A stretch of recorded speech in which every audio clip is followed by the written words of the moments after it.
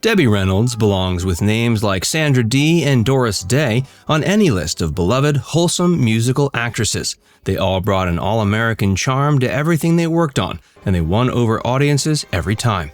Debbie's breakout role was Singin' in the Rain, and she worked through years of grueling filming to make a musical that now stands out among the classics. No man could resist her charms, but she struggled to find a husband who supported and cared for her. Keep watching to learn how Debbie Reynolds made mistake after mistake, especially with men. Early life. Mary Frances Reynolds was born April 1, 1932. She grew up during the Depression in El Paso, Texas, but her family did their best to ensure they never wanted for anything. They eventually moved to Burbank, California, close to the Warner Brothers studio. Debbie was a curious child and a bit of a tomboy. She engaged in a range of activities like Girl Scouts and athletics. She also had a knack for music and played the French horn and bass viola in the Burbank Youth Symphony. Her friends knew she was beautiful without even trying and convinced her to enter the 1948 Miss Burbank Beauty Contest. She agreed because she had her eyes on the prize of a silk scarf, blouse, and free lunch. She got first place but had no idea how much it would change her life. Career. Warner Brothers and MGM Scouts both wanted to sign the beautiful Miss Burbank. They flipped a coin to decide which studio she would work with, and Warner Brothers won. The studio head, Jack Warner, also came up with her nickname Debbie. Her film debut was a non-speaking part in June's Bride.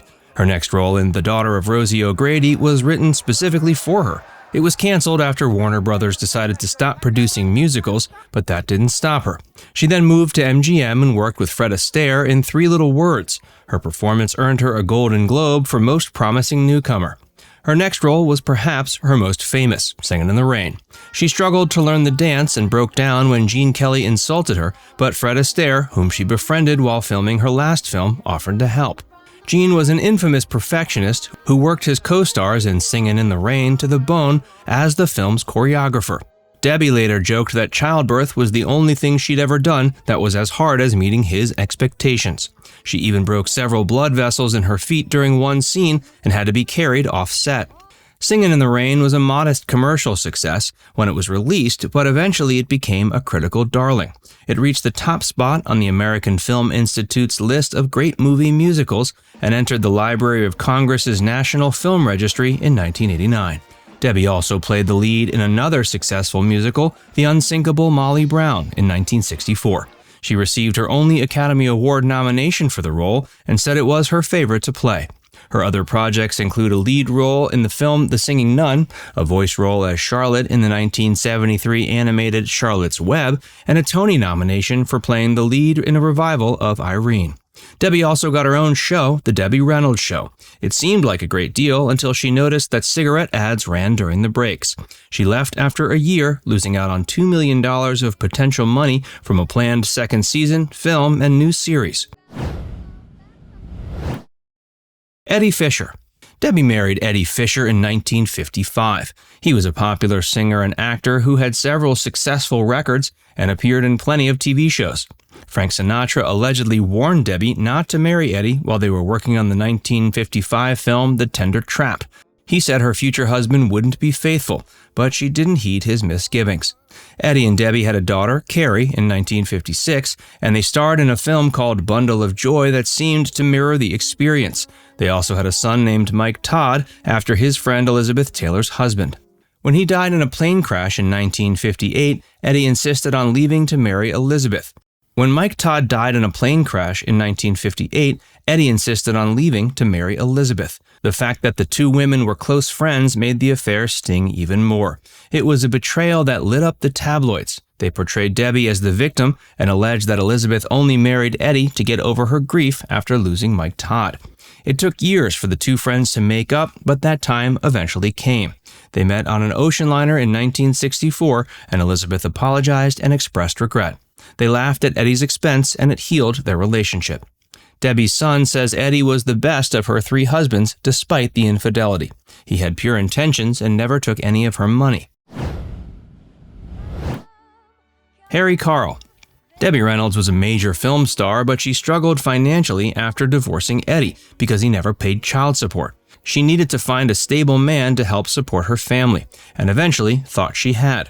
Harry Karl owned a successful shoe business, and they were married in 1960. Karl had been married to Marie McDonald on and off from 1954 to 58. He allegedly kidnapped her and held her for ransom in 1957. No charges were filed, and many believe the story was a lie, but the drama did hint at later marital woes. Harry had plenty of bad habits that eventually tore him and Debbie apart. He was a heavy drinker and compulsive gambler, as well as being her second unfaithful husband.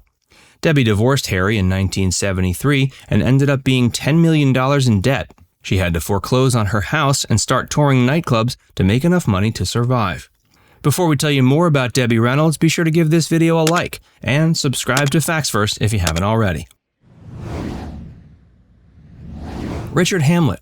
Debbie's son was shocked when he got a call in 1984 that said Debbie was getting married in 4 days. He thought his mother had sworn off marriage forever, but he went down to meet her third husband right away.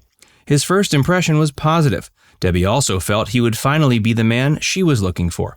His name was Richard Hamlet. He was a real estate developer and convinced Debbie to invest in a Las Vegas hotel casino. She once again ignored advice from friends to refuse the $10 million deal.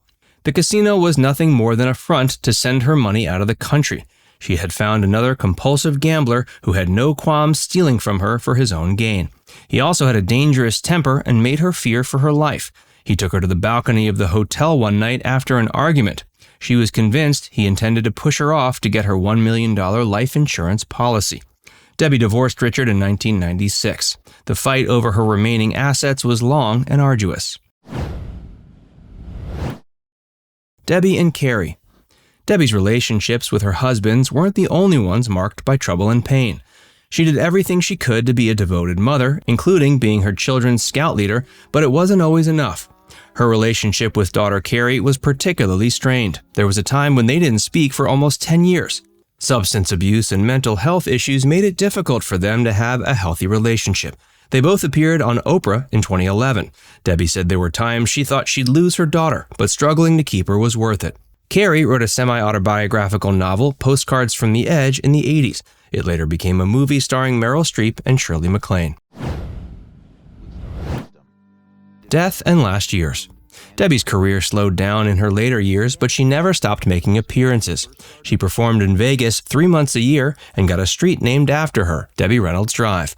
She also earned an Emmy nomination for playing Bobby Adler on Will and Grace in 2000, and later appeared in a semi-autobiographical made-for-TV film, These Old Broads. Debbie and Carrie finally found solace near the end of their lives. They even appeared together in a documentary called Bright Lights, starring Carrie Fisher and Debbie Reynolds. It aired on January 7, 2017. The healing stopped abruptly in 2016 when Debbie learned her daughter had had a heart attack on a flight. They rushed Carrie to the hospital and put her in intensive care for 4 days, but it wasn't enough. She died from cardiac arrest at age 60. Debbie's tragic death happened the very next day. She was making preparations for her daughter's funeral and had a sudden stroke. She died in the hospital December 28, 2016, at age 84. Debbie was a beloved actress who had many fans, and so was Carrie. They went to the internet to express their grief, and the celebrity world soon followed. Albert Brooks, Debbie's co-star in the film Mother, and other stars like Ellen DeGeneres offered their condolences on Twitter. Debbie's buried at the Forest Lawn Memorial Park in Hollywood Hills. Part of her daughter's ashes are next to her. The rest sit in an oversized Prozac pill as a tongue-in-cheek nod to her struggles with mental illness. Now it's time to hear from you. What's your favorite memory of Debbie Reynolds? Let us know in the comments section below. And before you go, make sure you give this video a like and subscribe to Facts First if you haven't already. Click the bell icon to stay updated on all our latest content.